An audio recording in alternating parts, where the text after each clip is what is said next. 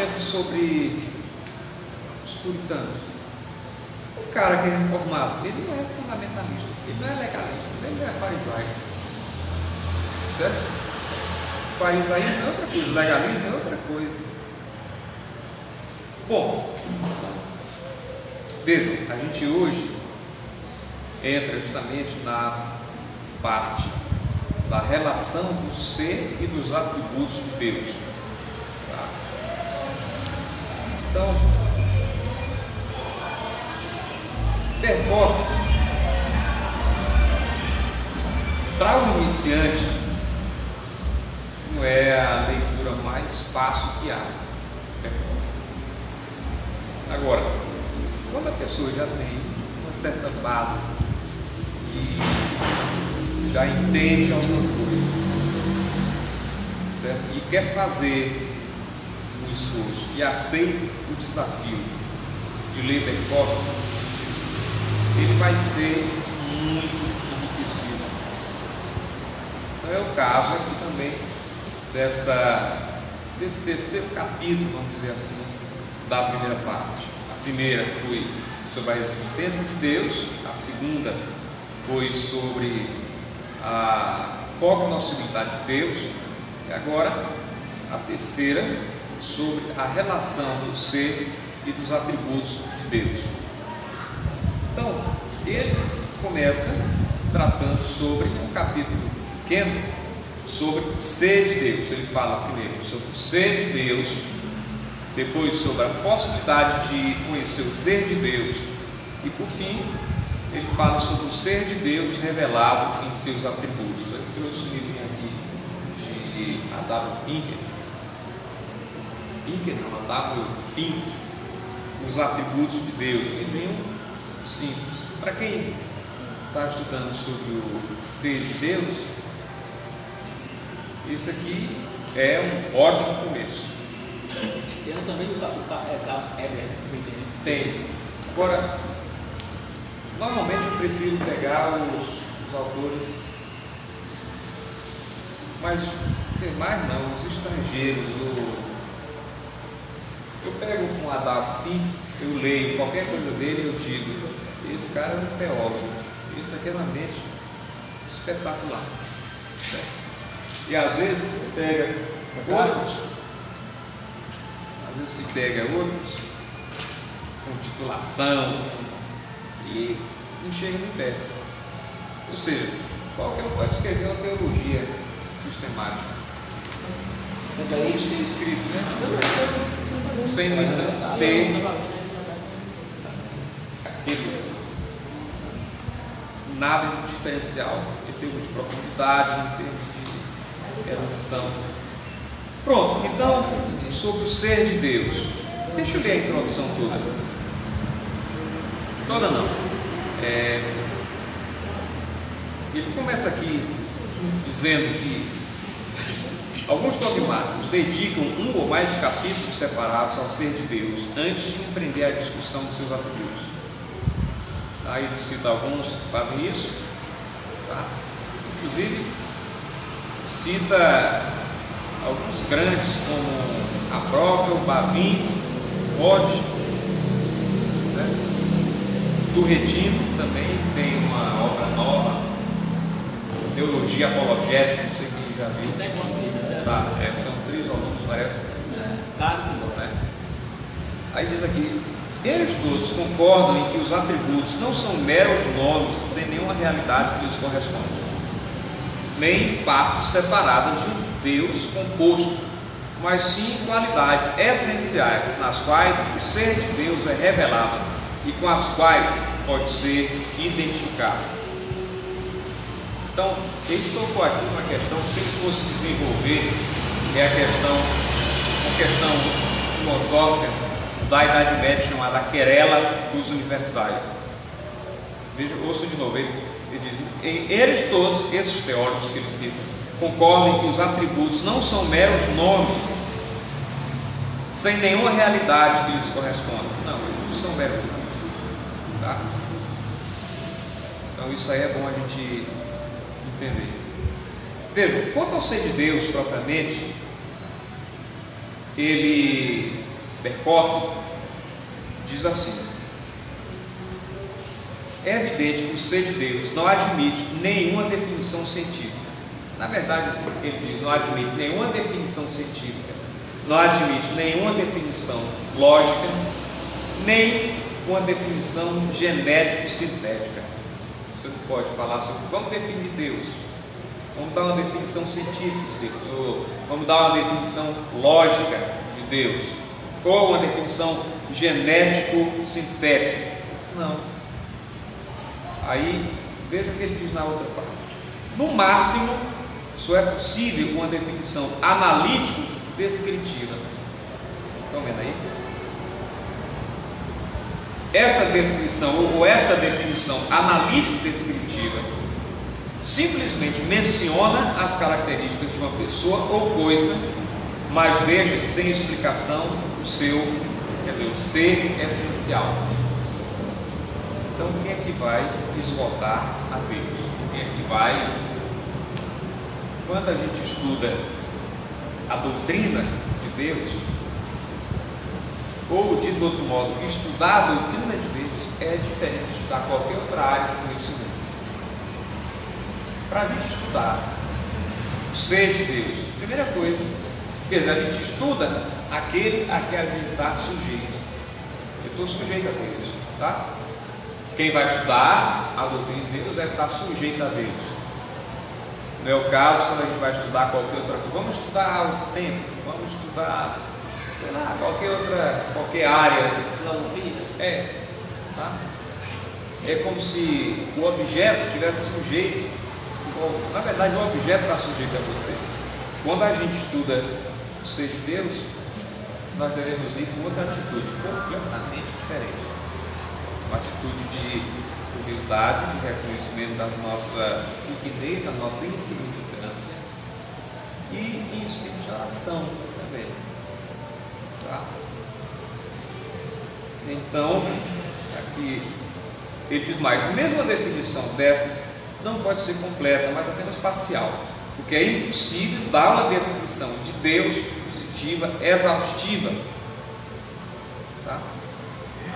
A própria Bíblia, o Berkhoff diz no terceiro parágrafo, diz aqui: a Bíblia nunca opera com o conceito abstrato de Deus, mas sempre descreve como o ser vivente que entra em várias relações com suas criaturas, relações que indicam vários atributos diferentes. Tá? Eu cito Gaiman, para quem Deus é personificado como sabedoria, tá? E o qual Gaiman fala da essência de Deus. Ele vê Provérbios 8:14 como falando da essência de Deus. Tá? Então, ele cita vários outros. Primeiro Pedro, segundo Pedro 1:4, tá? Ele diz que a Bíblia fala da natureza de Deus, nesse versículo. Aquela expressão de Êxodo 3:14, eu sou. Ele diz que com base nessa passagem, a essência de Deus acha-se em ela ser abstratamente, ela é considerada de maneira abstrata, segundo ele. E essa passagem de Êxodo 3:14 tem sido interpretada como apontando para a autoexistência ou permanência autoabrangente ou independência absoluta. É o que falam, é o que chamam de aceidade de Deus. A aceidade de Deus, a autoexistência de Deus, a independência de Deus, independência absoluta. Na verdade, absoluto. Eu tive um professor que dizia, professor que estudou numa universidade liberal na Alemanha. Ele dizia que, como é que se diz? A propósito do nome, eu sou pessoa. Se nomear, para ele, nomear é conter, é limitar, certo? Mas Deus é absoluto. absoluto, absolvério, solto de tudo. Deus é solto de tudo. Não há nada que impeça, não há nada que limite a Deus. Pois bem, a gente tem também João 4:24, para quem quer dizer, versículo no qual há uma afirmação que é a que mais se aproxima de uma definição: Deus é Espírito. Se bem que João também diz Deus é amor, né? E então ele fala, essa afirmação de Cristo é claramente indicativa da espiritualidade de Deus. Deus é Espírito. Aí ele continua: o ser de Deus é caracterizado por profundidade, plenitude, variedade e uma glória que excede nossa compreensão. E a Bíblia apresenta isto como um todo glorioso e harmonioso, sem nenhuma contradição inerente. E essa plenitude de Deus acha expressão nas perfeições de Deus, não de outra maneira. A plenitude de Deus está nas perfeições de Deus. Olha, a gente conhece do pouco que a Bíblia fala sobre Deus, quer dizer, sobre o ser de Deus. Deus não revelou tudo sobre o seu ser, mas daquilo que Deus revelou se sabe tão pouco, se contempla tão pouco. Há um interesse, ou melhor, há uma indiferença tão grande em relação a experimentar a Deus, conhecer a Deus de maneira experimental. Veja só, nem aquelas coisas que são bastante claras nas Escrituras se observa, como por exemplo o nome de Deus.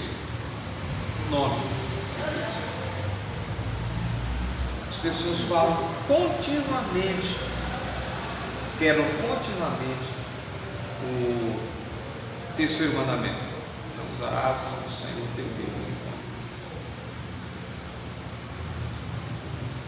Na maneira como se escreve, eu vejo algumas pessoas nas piadas, nas brincadeiras. Ou seja, se Deus, como o Berkoff diz aqui, é caracterizado por profundidade, plenitude, variedade, uma glória que excede nossa compreensão, por que a gente trata a Deus de maneira tão irreverente? A gente trivializa o ser de Deus.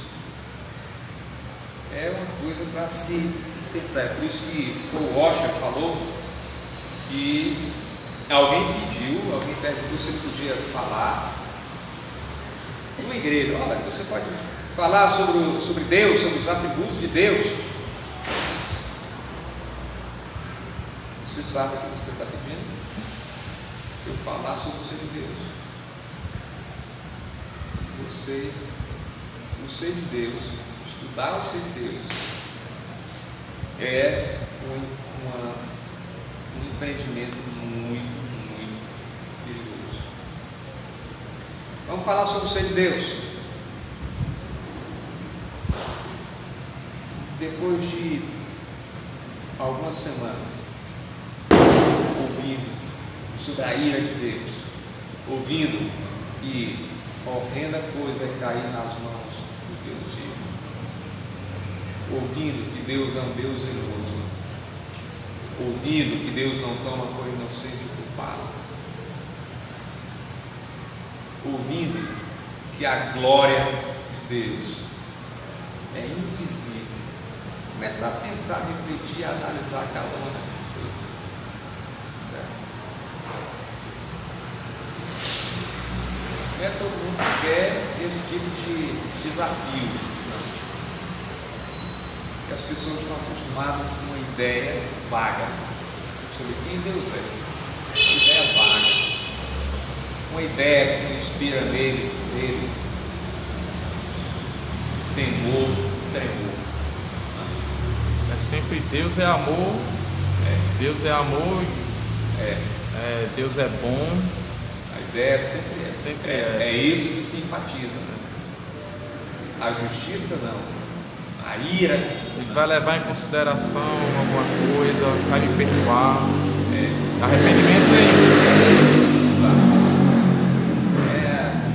É a teologia popular. Bom, então, Koff dá um passeio pela história da igreja, dizendo que os pais da igreja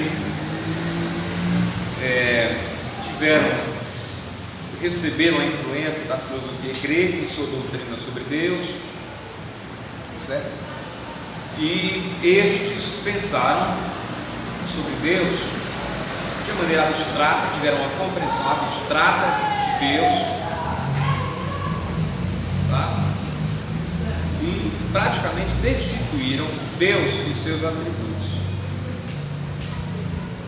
Aí ele cita Gregório Nazianzo, ou Nazianzeno, Agostinho. Na Idade Média, ele diz que houve também a tendência de negar que o homem tem algum conhecimento da essência de Deus. Tomás de Aquino, por exemplo, ele falava da aceidade de Deus, dessa autoexistência de Deus. E os escóticos falavam da infinidade de Deus. E os reformadores? Os reformadores falavam da essência de Deus como incompreensível, tá? Agora, a diferença é que para os reformadores não excluíam todo o conhecimento da essência. Agora Lutero pregava uma linguagem muito forte desse ponto. Ele cita a Confissão Belga, uma parte da Confissão Belga que a gente até usa, nós usamos na igreja. Cremos de coração e confessamos com a boca que há um único Deus, um único ser simples e espiritual, a quem chamamos Deus. Então, veja que basicamente, se ele está dizendo que é impossível você definir o ser de Deus, por outro lado, você pode mencionar as características de Deus, certo? Embora fique faltando dizer o ser essencial de Deus. E também, ou seja, nós podemos conhecer a Deus. Aí sobre isso ele vem tratar agora, no segundo ponto, a possibilidade de conhecer o ser de Deus. Aqui, ó, do que foi acima, do que acima foi dito, já transparece que a questão quanto à possibilidade de conhecer a Deus e seu ser essencial ocupou as melhores mentes da igreja desde os primeiros séculos. E o consenso da opinião da igreja primitiva durante a Idade Média e no tempo da Reforma foi que Deus, em seu ser mais recôndito, é o incompreensível. O incompreensível. Isso deveria também nos colocar numa situação de humildade. Aquilo que a gente viu no nosso ponto passado. Deus é cognoscível, posso conhecer a Deus, mas Deus é incompreensível. Tá? Afinal, o finito não pode compreender o infinito. Até quando ele só fala, lembram lá em Jó, capítulo 11, versículo 7? Porventura desvendarás os arcanos de Deus, ou penetrarás até a perfeição do Todo-Poderoso? Agora, veja só. Veja só. Para resumir, a gente pode conhecer a Deus, tá? Mas este conhecimento não pode ser conhecido por método a priori, mas somente de maneira a posteriori. Ou seja, eu só posso conhecer a Deus pelo que Deus deu, pelo que Deus revelou. pelo que Deus mostrou sobre os seus atributos. Eu não posso simplesmente, de maneira a priorística, sem que Deus tenha me dado base nenhuma, sem que Deus tenha me dado elementos, pensar sobre Deus. Mas a posteriori, só depois que Deus me mostra quem Ele é, se revela, eu posso conhecer a Deus, mediante os atributos de Deus, que Ele considera como reais, determinativos da natureza de Deus. Tá bom? Os atributos nos transmitem ao menos algum conhecimento do que Deus é, mas especialmente do que Ele é em relação a nós. Misericordioso, orgânico e assim por diante. Pastor, alguém pode até usar isso como desculpa, né? Então, se a mente de Deus é incompreensível, a gente não consegue alcançar assim e compreender, para que eu vou estudar, né? Alguém pode usar isso. Mas aí seria uma pessoa que está sem uma boa orientação, porque a gente não vai ver, se nós somos infinitos, Deus é infinito, Deus é Deus, o Criador, tá? Então, a gente não pode esperar ter um conhecimento exaustivo ou esgotar o ser de Deus ou descobrir todos os mistérios de Deus. Isso não. Agora, Deus se revelou na natureza, nas obras das suas mãos, e Deus nos deu a sua palavra, como o catecismo, uma condição diz: tudo Deus nos julgou, que nós necessário que nós conhecêssemos, que nós soubéssemos sobre Ele, Ele se revelou. Quem deixou é suficiente para que a gente não precise especular. E até eu gosto de Deuteronômio 28, 47. Esse também, mas esse eu cito em conexão com o fato que diz assim: o quanto não serviste ao Senhor, não obstante a abundância de tudo, ou seja, nós precisamos servir a gente tem a sua palavra, a gente tem a comunhão dos santos, a gente tem os sacramentos. Deus levantou gente, chamou gente a pregar para a gente, certo? Então, nos deu o seu Espírito que nos guia a toda a verdade, ilumina as nossas mentes, nos fez promessas, nos deu uma base segura que é a aliança. Então, a pessoa convertida, sedenta de Deus, ávida por Deus,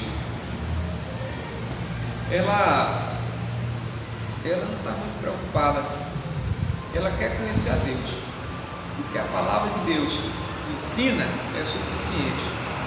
Agora, você tem razão, que há pessoas que, quando o cara não quer, qualquer desculpa serve, para se eximir da responsabilidade, qualquer desculpa serve. Pronto, então, veja, agora propriamente sobre o ser de Deus. Não, antes eu ia ler isso aqui. A questão, portanto, não é quanto à possibilidade de um conhecimento de Deus na impenetrabilidade do seu ser, mas esta: podemos conhecer a Deus procurando saber como Ele entra em relação com o mundo e conosco? Deus entrou em relação conosco em suas relações de si próprio, quer dizer, em suas revelações de si próprio, e supremamente em Jesus Cristo, e nós cristãos humildemente alegamos que por meio desta auto-revelação, de fato sabemos que Deus é o Deus verdadeiro e temos um real conhecimento do seu caráter e da sua vontade. Bom, mas qual é a vontade de Deus?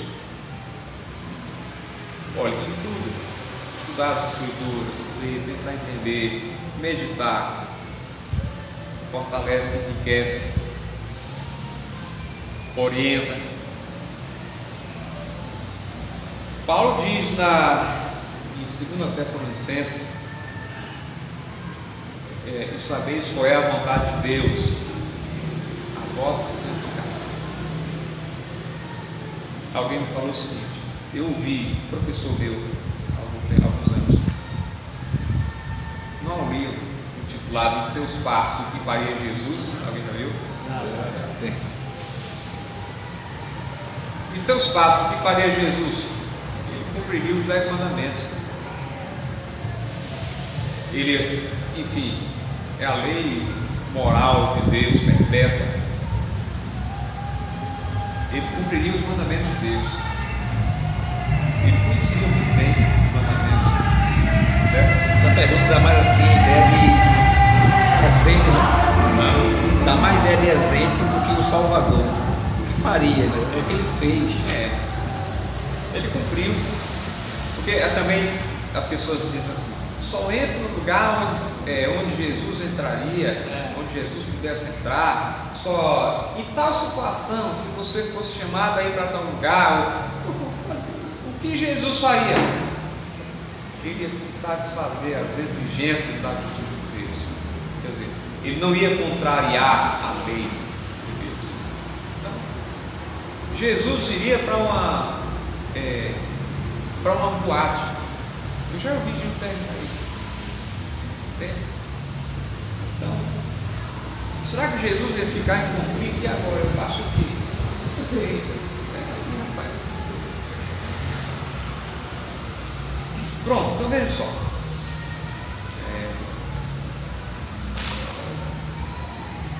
Quanto ao ser de Deus revelado em seus atributos. Olha, Deus é simples. Como a Comissão Belga diz, da simplicidade de Deus, segue-se que Deus e seus atributos são. Então, a questão é a seguinte: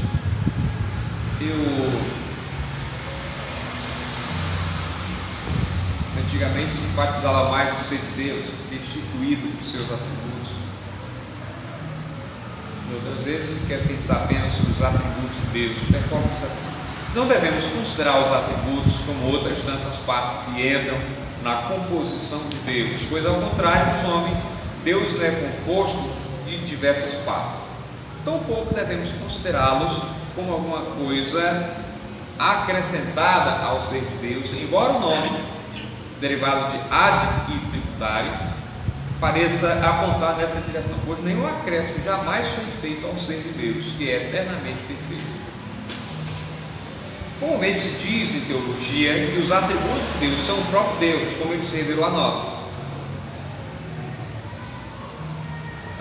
Os escolásticos, certo, acentuavam o fato de que Deus é tudo e tudo, o fato de que Deus é tudo quanto ele tem. Ele tem vida, luz, sabedoria, amor, justiça. Isso pode dizer que, com base na Escritura, que ele é vida, luz, sabedoria, amor, justiça. Certo? Os escolásticos afirmavam, ademais, que toda a essência de Deus é idêntica a cada um dos atributos, de modo que o conhecimento de Deus é Deus, a vontade de Deus é Deus e assim por diante.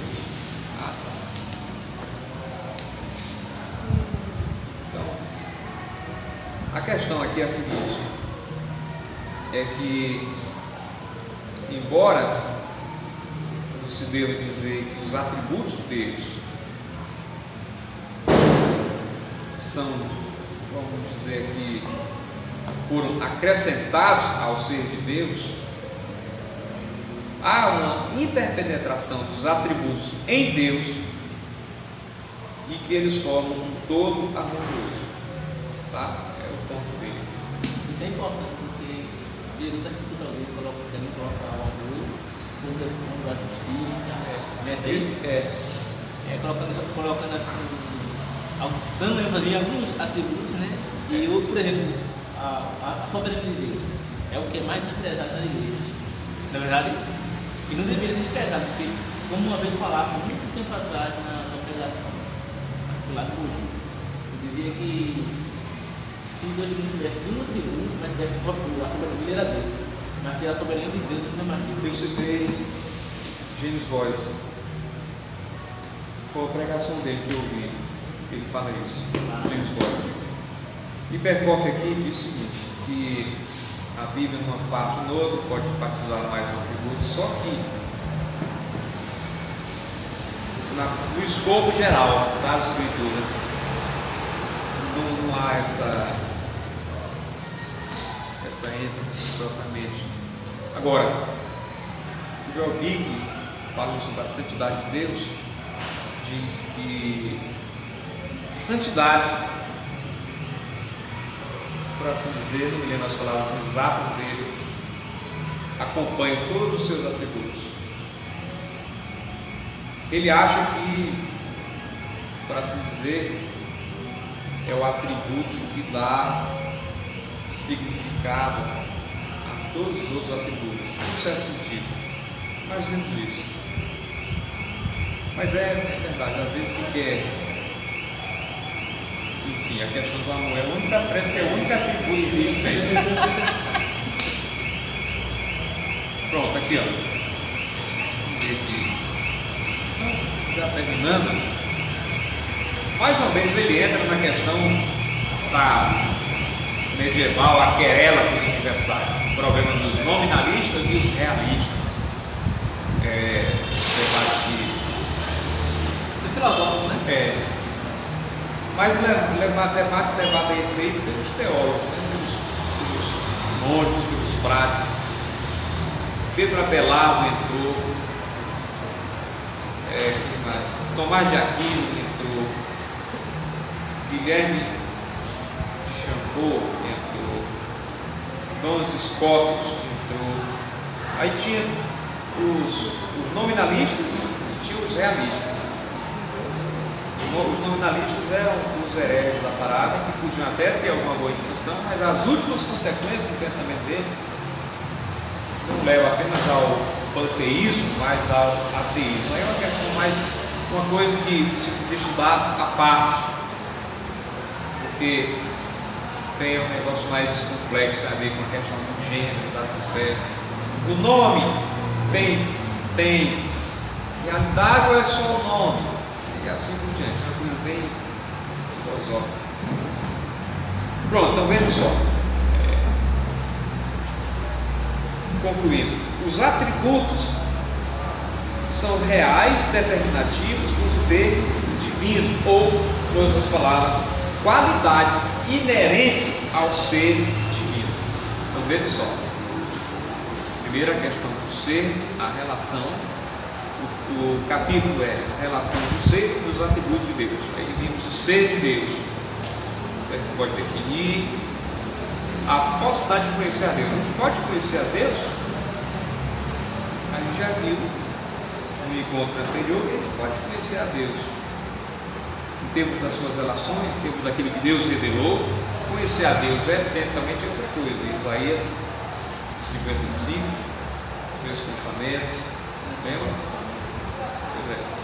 E aqui a gente arrebata quanto à questão do ser de Deus e revelar os seus atributos, dizendo que os atributos de Deus são inerentes ao seu ser, certo?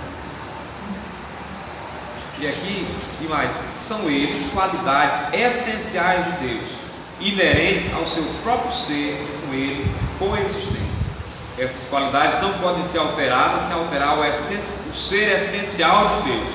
E desde que são qualidades essenciais, cada um deles revela-nos algum aspecto do ser de Deus. Aí a gente vê essas qualidades, esses atributos, tantas partes na Bíblia. Uma das maneiras de entender ou de praticar esse assunto, ou melhor, uma maneira de aplicar esse assunto à nossa vida é meditar sobre o ser de Deus. Na verdade é o que Peck diz aqui no Conhecimento de Deus. É a versão antiga, tem louco, guia de estudos, né? Eu li agora há pouco. Isso é a teologia, né? é que eu digo? Podia ser parte de uma teologia da área. Porque ele alguns dias que ele cometeu essa, não sei se é falha isso, mas pega tão grande que nunca escreveu uma teologia sistemática. Escreve livros, mais livros populares. Né? Agora, com tanta profundidade, não escreveu. E ele podia muito bem. Seria. Agora, comparando o Becker e o Schuster, o Becker é um gigante espetacular. Aí eu fui ver, eu vi aqui a parte que ele diz que o melhor treinamento para a nossa mente é contemplar o ser de Deus. Aqui, ó. Nada é melhor para o desenvolvimento da mente do que a contemplação do ser de Deus. Nenhum tema contemplativo tende a humilhar mais a mente do que os pensamentos sobre Deus. Então, eu me lembro de uma palestra que eu li, que eu ouvi, em que ele fala, na verdade, discutindo sobre a meditação levada a efeito pelos puritanos. Os puritanos meditavam sobre os atributos de Deus. Vamos pensar aqui, a misericórdia de Deus. Aí o cara passa loucamente na bondade de Deus, nas misericórdias de Deus, os atributos escolhidos, certo? E começa 10 minutos só. Imagine se a gente começasse a praticar isso. 30 minutos pensando sobre a bondade de Deus. Passa alguns segundos e daqui a pouco já está com a cabeça no lugar. Mas veja que disciplina, veja que exercício bom. Os atributos de Deus, assim, porque às vezes foge da compreensão, mas assim, ele é muito prático. Por exemplo, eu já vi alguém falar assim, por que é que Deus não pode mentir? Entendeu? Por que Deus não pode mentir? Aí assim, eu penso que a resposta também deve falar. Por causa dos atributos que é inerente a ele. Entendeu? Porque Deus é verdadeiro. Os atributos da sua natureza. Não é isso aí? Entendeu? Deus não pode contrariar o seu ser. A veracidade de Deus. O ato de mentir é uma incapacidade, não é um poder, né, pastor? Pode olhar assim, dessa forma. A mentira em Deus seria uma falha, seria uma imperfeição. Gostaria de ser Deus no caso. Alguém falou assim também, será que Deus não seria também limitado a ser porque a gente entende assim, quando alguém não pode fazer todas as coisas, né? Como no caso, por exemplo, Deus não tem um rabino, alguém para pensar assim, por quê? Porque ele não pode fazer isso, aquilo, outro. Aí muitas vezes vai entender que assim, que são limitações de Deus. Entendeu? Limitação. Aí o cara parte de uma compreensão errada. Liberdade. O que é liberdade? É fazer o que quiser? É muito mesmo isso mesmo. É isso. Ou então, Deus é limitado. Deus não pôde fazer aquilo, aconteceu aquilo lá, ou a teologia tem a ver com assim chamado teísmo aberto, né? O teísmo aberto limita, tira de Deus a soberania, o poder. Não, Deus até que queria, mas ele não tinha poder.